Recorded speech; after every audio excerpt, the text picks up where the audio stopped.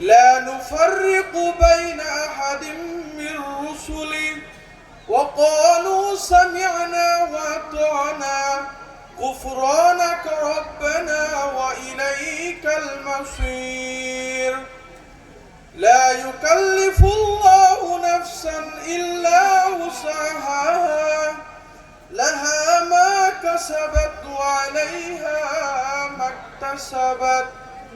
ربنا لا تؤاخذنا إن نسينا أو أخطأنا ربنا ولا تحمل علينا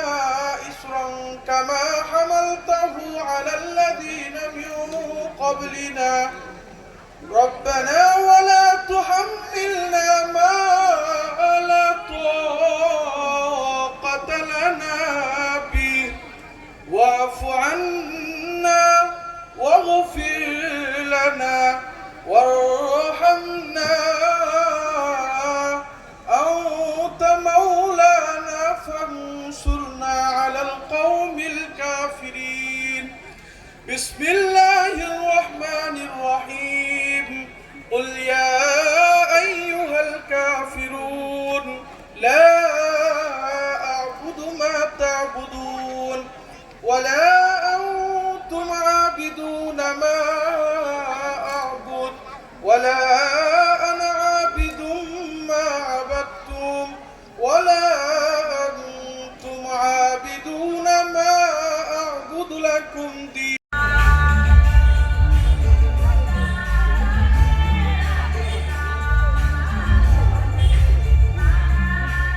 प्रदीप नाखौ बाहाय फबनाय जाबाय जाय आसामनि प्रेसिडेन्ट मानगोनां रुंसारि प्रजातंत्रनि मोदोमखौ बे जायगायाव फबनाय जादोंमोन आरो बाहाय दिनै बिथांनि मेम'रियेल गोसोखां सान एबा सारायद' गोबां सुबुंफ्रा बिथांनो बिबार बावनानै गोबां बिथांनि जिउमानि थाखाय आर'ज खालामो गोबां दाब दाब जायगानिफ्राय हाजार हाजार सुबुंफ्रा फैनानै बिथांनि थाखाय आर'ज खालामदों और ऊपर आत्मा के शांति में जब प्रार्थना चला रहा है भगवान से कर ले सादा को और ऊपर के बीच के उधर को आदिवासी छात्र केंद्रीय समिति की ओर से और प्रदीप पूरा तो प्रदीप नाथ कामुरिया के हर परिवार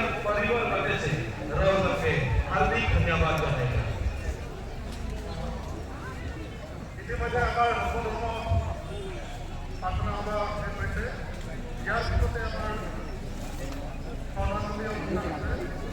बिबार बावनानै जों प्रदीप नाथनि जिउमानि थाखाय आफासुनि रायजोआव आलो गोजोनै स्रांग्रानिफ्राय बायखोजानानै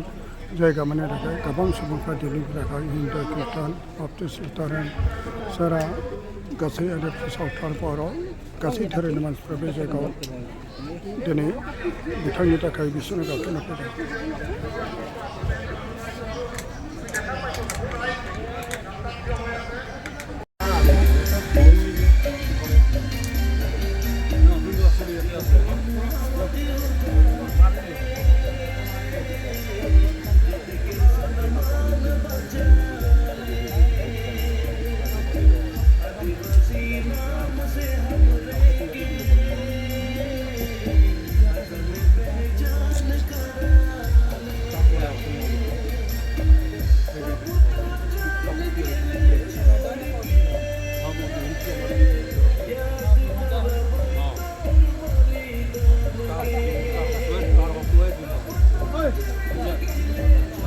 फैदों এখন হামিনকে আসাম সরকারকে মন্ত্রী হামিনকে এডুকেশন মিনিস্টার রমেশ পেগু ডাঙরিয়াকে এই কিতাবকে উন্মোচন হলা করকে ঘোষণা কারিকলে অনুরোধ জানা আছে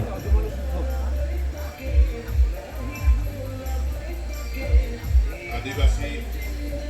জাতীয় নায়ক প্রদীপ নাগৰ আত্মসাৎৰ দিনা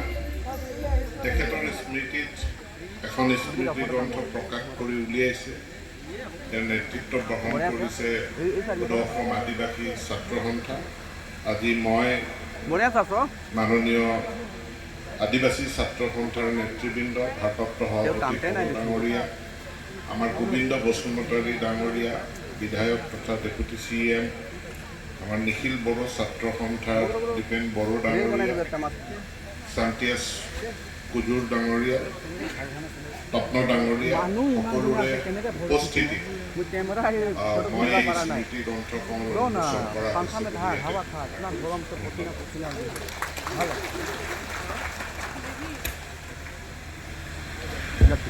আমাৰ আচাৰ কৰ্মকৰ্তাসকলক আমাৰ যি আসনসমূহ আছে এই আসনসমূহত আমাৰ অতিথিসকলক বহাবলৈ অনুমতি দিওঁ।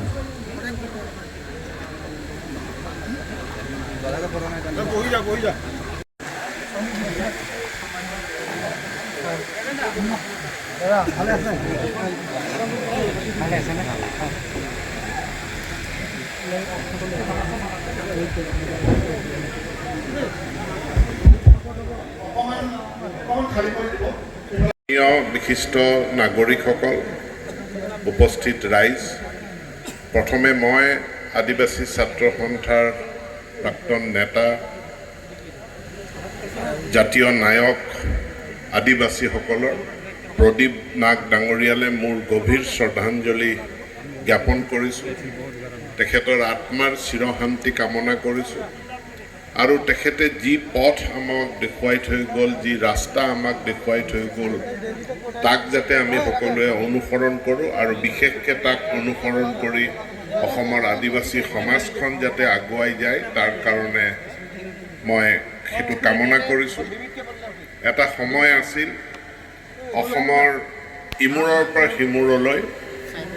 কিমানবাৰ তেখেত মোৰ ওচৰলৈ আহিছিল, প্ৰতিনিধি দল লৈ পেলাই আহিছিল আৰু প্ৰতিবাৰ আহোঁতে তেওঁ আদিবাসী মানুহৰ সমস্যাৰ কথা উত্থাপন কৰিছিল। এটা বিশেষ দিশ আছিল যে কেৱল প্ৰদীপ নাগ ডাঙৰীয়াই কেৱল যিটো মূল দাবী, ৰাজনৈতিক বা জাতীয় দাবী, সেই দাবীটো উত্থাপন কৰিয়েই তাতে তেওঁ সমাপ্ত কৰা নাছিল। তেওঁ কৈছিল যে তেখেতে আদিবাসী মানুহৰ জীৱিকাৰ কথা কৈছিল, আদিবাসী মানুহৰ